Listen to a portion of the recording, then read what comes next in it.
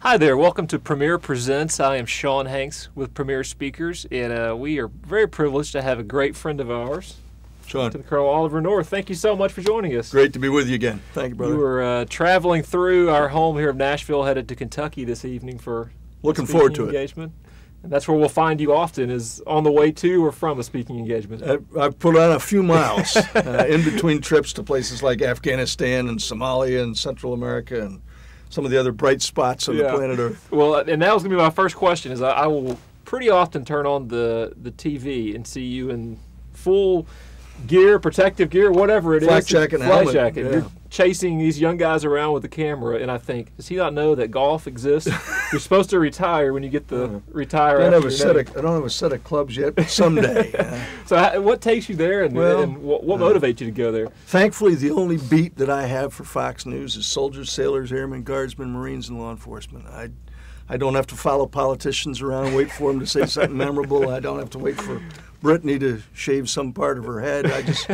I keep company with heroes for a living, and the wonderful thing about it, Sean, is I can see parallels to what they do every day of their lives in the most difficult and dangerous places on earth to what people have to do day in and day out in their lives back here. So one of the great opportunities I have is to come out and speak for corporate groups that you set up and try to, if I can, bridge what a lot of people see as a divide between the military and the rest of society. It's not. And I talk up these remarkable Americans that I have a chance to cover. You definitely do that and do it well. What are one or two of those? You mentioned that there is a bridge that connects those, and the military does such a great job of training veterans, leadership, teamwork, how to work as a cohesive team. The qualities that make for a great business, and I've been a businessman. I know what it's like to hire people. I know how hard it is to fire people. Been fired a few times myself. and I also know the qualities that it takes to make a profit. Profit's not a four-letter word. To get the kind of inspiration to your employees, same kind of thing that makes people motivate them to go up a hill into enemy gunfire. The commitment, dedication, integrity, courage, and the attitude that it takes to be successful on the battlefield, almost identical to what you've got to do to make a success in any business in America, any trade association. And I can see those, and I like to be able to put up on the screen for them some examples so they can see it themselves. And also show that at the end of the day, there's a unique opportunity in America, unlike anywhere else on the planet Earth, that you can use your God-given gifts and talents to make an honest living, that you can learn from your own mistakes, that you can dust yourself off, get back up, get on with it again. And again, I see those kinds of moments of inspiration every time I'm out there. That's well said. Well, and I would have read all the accolades that go before your name but New York Times best-selling author, host of war stories on Fox News, commentator. There's a long list there. But a lot of people who are watching this may be executive director of a nonprofit or an association. And quite often they'll say, hey, we need somebody to speak on leadership. We need somebody to give us one or two key points that when our guys leave here, they can go back and lead a team or lead a company.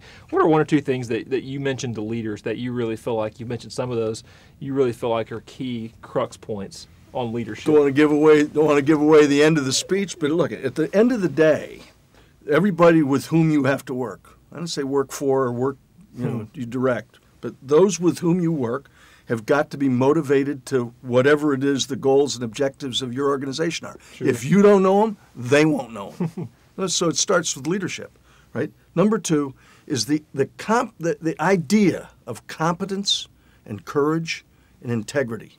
The ideas of courage, competence, and integrity are often found in equal measure in every person. So you think about it.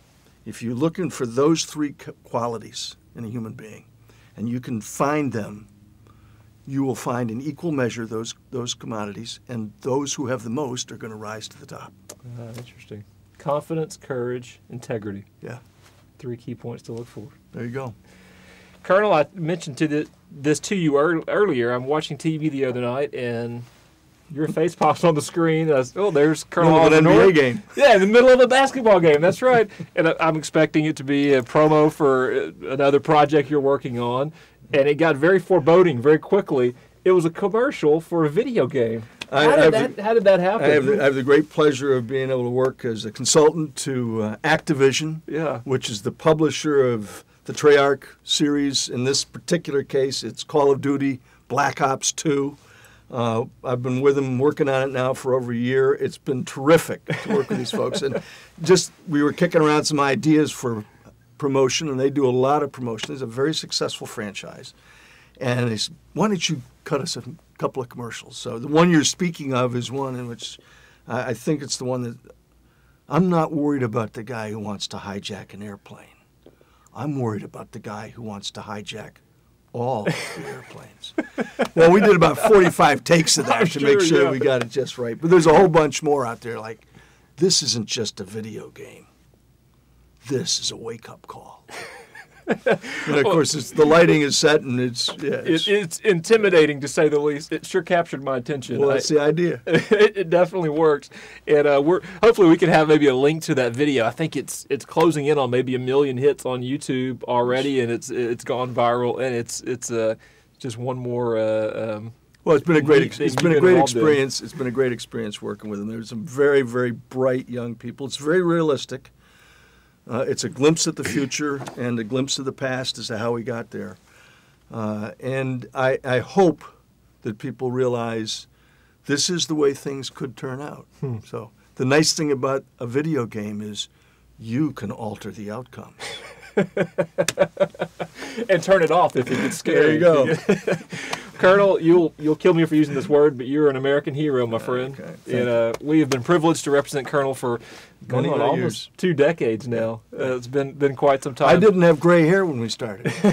Now it's all white. We work him hard. Colonel's 42 years old, actually. There's some links at the bottom of the video there. You can click to certainly watch some other material on Colonel, some video of him speaking, but certainly find some ways to connect to us so we can chat about maybe him speaking to you to your next event. So thank you so much for joining us, Colonel. Thank you again. Appreciate you, brother. You're a good man. Thank we you. appreciate it. And thank you so much for watching.